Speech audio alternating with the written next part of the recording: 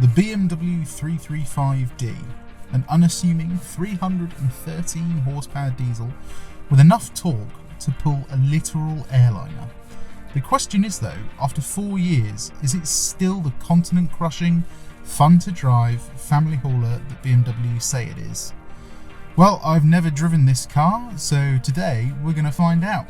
My name's Tom, and you're watching Paragon Cars. Let's go.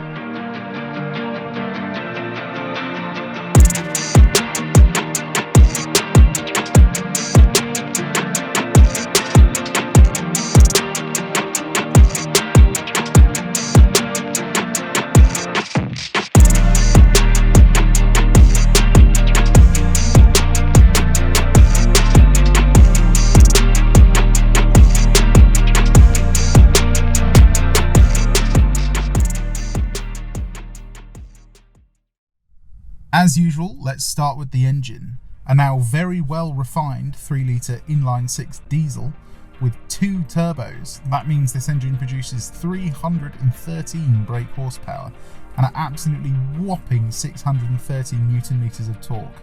That's actually 80 more torques than the BMW M4. On the inside, you'll find some nice leather seats. Sadly, these ones are manually adjustable, and BMW's manually adjustable seats aren't that great. Once you find a position, they're not too bad though. You've also got a Harman Kardon sound system that comes as standard with this Shadow Edition car, and a number of other things like the sunroof and the ProNav screen.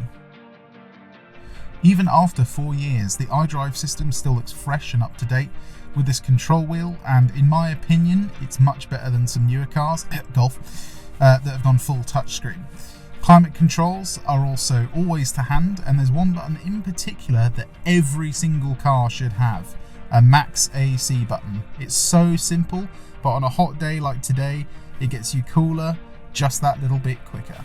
There's also some handy touch-sensitive favourite buttons that allow you to store everything from a radio station to your favourite destination. Moving into the back, there's actually a surprising amount of room for an adult back here. Getting in is easy as the door has a nice wide opening, and as you can see there's plenty of legroom for me and a lot of headroom for someone that's 5'11". People over 6 feet should be absolutely fine back here. There's also a cup holder that pops out at the push of a button and can be tucked away when it's out of use so it doesn't get in the way of the armrest. In the boot you get 480 litres of space, plenty for 3 large suitcases or 6 smaller ones. Now we've had a look around the car, let's take it for a drive and see what it's like on the road. Okay, so driving the BMW 335D. Now, as I mentioned before, I've never driven this car, so this is kind of a first impressions video. Although I have driven a 440i, which is kind of the petrol equivalent of this car. So I'm going to kind of see if this is any different in the respects to handling. Obviously it's going to be different in terms of fuel economy. But what I want to see really is, does the X-Drive system ruin the rear-wheel drive feel of these cars, or does it still feel like a BMW should? Initial impressions going over those speed bumps back there. Suspension feels sporty but not overly sprung, so it doesn't feel like a hot hatch. Pretty similar to the 440i really.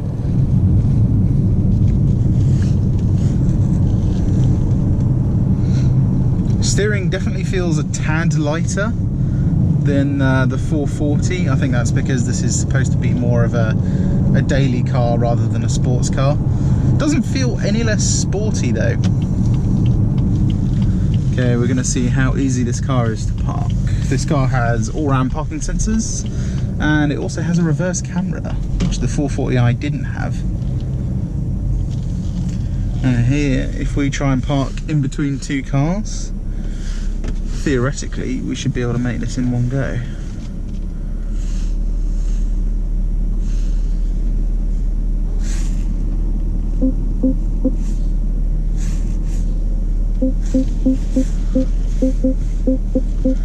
Yep, that reverse camera certainly helps. It also comes up with these little rectangles that sort of visualize how far away you are from an object.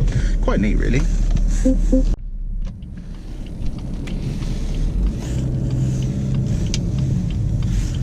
Coming out of junctions in comfort mode, We'll see once these cars go past. Come on, come on. Because of that X-Drive system, the car just hooks up straight away. Yeah, the pickup from diesels is absolutely fantastic, especially in this 3 litre.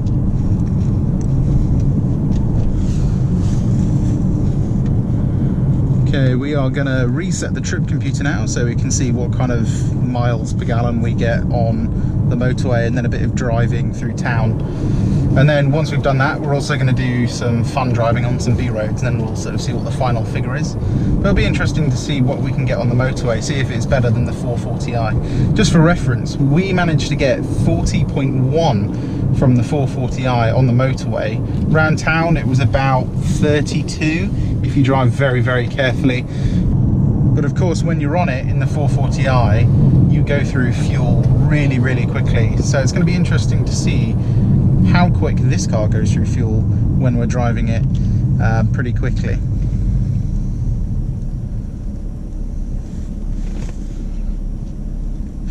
Even though this is a diesel, it still feels pretty smooth, to be honest. It doesn't feel that different from the 440i. Going around roundabouts, it feels pretty similar to the 440i. You do notice that extra bit of weight up front though. It seems to understeer a tad more. Although the X-Drive system certainly helps out a little bit with that.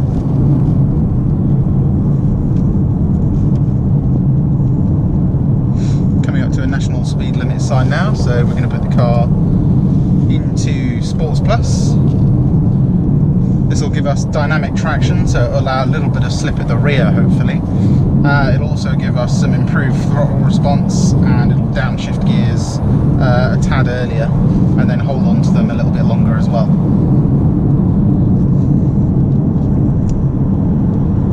Let's see what this is like coming off a roundabout. Brakes feel nice and sharp. Pretty sure this has got the M Sport package standard, so you get the 4-piston calipers up front and then 2-piston calipers at the rear. But coming off a roundabout, put your foot down. Yeah, see, because of that X-Drive system, you don't actually get that much slip. But bloody hell, God, this is fast for a diesel. Doesn't feel much slower than the 440i. It's only up top you notice it sort of dies off a little bit, but that initial shove it gives you is really characteristic of a diesel, and certainly feels really, really nice. Coming onto the motorway, you can really ride that wave of torque that diesels give you.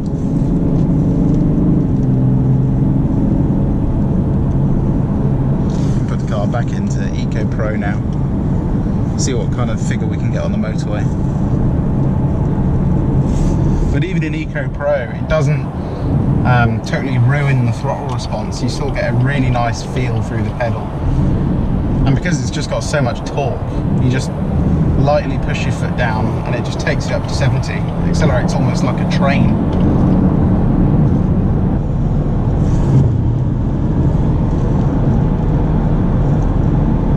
Okay, now we're on the motorway. That gives us a chance to talk about some of the other things about this car. In terms of comfort, these seats, once you get them in the right position, are actually pretty nice. I mean, they feel like the 440i we drove the other week. It's, you know, you've got a little extendable base, so you get a lot of under thigh support. You can change the pitch of the base of the seat, so you can recline a little bit further backwards. And even though these are the manual seats, you can still adjust the side bolsters electrically, so you can change how much they grip you around the corners. And they do actually work, they're not just a gimmick. And sound deadening, fairly similar to a Mercedes C-Class. The Audi A5 and A4 just have the edge, I think, when it comes to the road noise. I think that's mainly due to the engine being mounted slightly further forward, so they've got a little bit more space for some extra bits of rubber to stop the noise from coming into the cabin, and the firewall is also slightly further forward. BMW being the slightly sportier car, you're going to get a little bit more noise from the engine, from the tyres, but in terms of wind noise, It's actually very, very good. Pretty much no wind noise whatsoever. The only thing I'm noticing is a little bit coming from here, and I think that's due to the fact this car has got the optional M Performance wing mirrors. One thing I can never fault BMW for is building really, really solid feeling cars.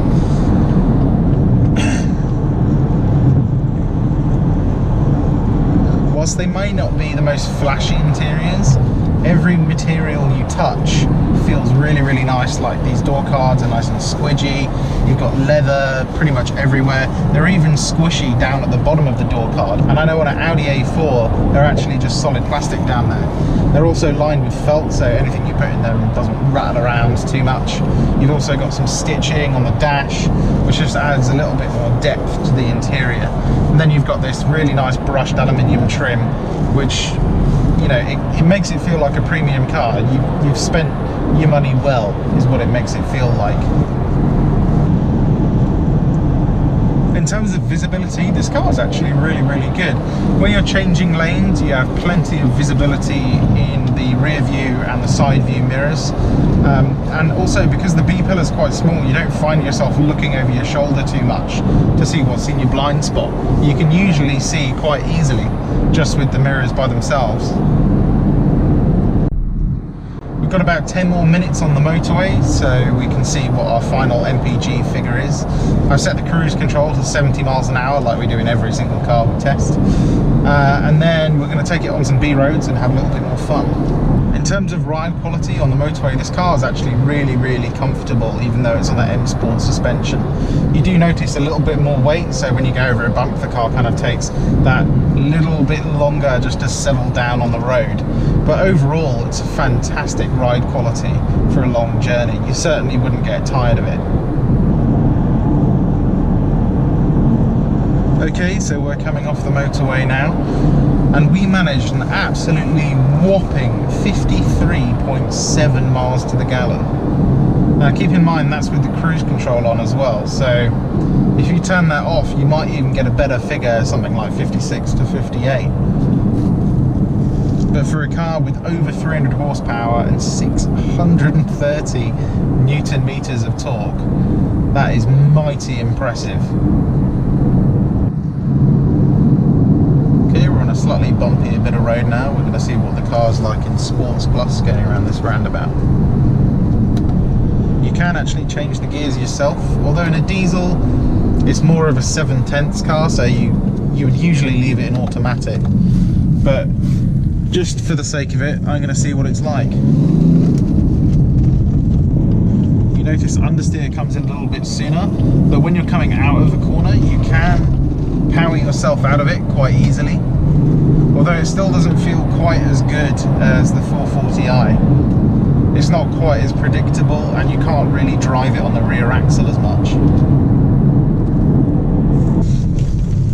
Okay, so we're coming up to a nice little stretch of B road now, so we're going to see what the handling's like going around some tight corners. I've got the car in Sports Plus and the gearbox in Sports mode. I'm not going to shift manually just because I don't think you need to do it in this diesel. It doesn't really add to any of the experience. But yeah, even in this car, you get up to the national speed limit fairly quickly. Going over little undulations, yeah, fantastic amount of mechanical grip. Still not quite as fun as the 440i, but it's better than you'd expect actually with the X-Drive system. As the coming out of corners, this car is really, really rapid. Let's turn ourselves around and go the other way. I think you're going to struggle to find a faster diesel than this on a back road. 0 to 60 in about 4.8 seconds. It certainly feels like that. Maybe even a little bit quicker, to be honest. A little bit of a squeal from the tyres there.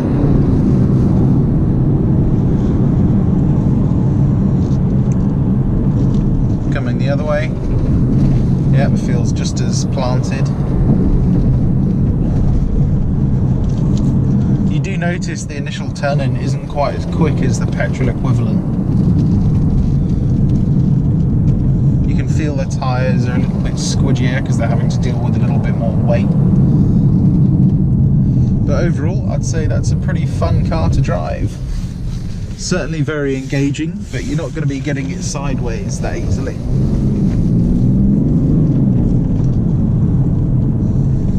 Okay guys, we're back at the dealership now. So why are we talking about this car after 4 years? Well, a brand new one of these cars would have set you back quite a lot of money, and not a lot of people can afford them. Whereas now, after 4 years, this car is only £22,949. Now, in terms of finance, you're looking at only £500 down, under £400 a month. And for something with this much performance, the fuel economy, the comfort, everything else that comes with it, I think it's a bargain, to be honest. I don't think you're going to beat it in pretty much any other car. And in terms of economy, as you can see there, we managed to get 37.2 miles to the gallon. So that's driving around town on the motorway at 70 miles an hour with the cruise control on, driving down a B road, and then doing the B road back again, and doing some more spirited driving on the way back. Now, I mean, it doesn't get much better than that, does it?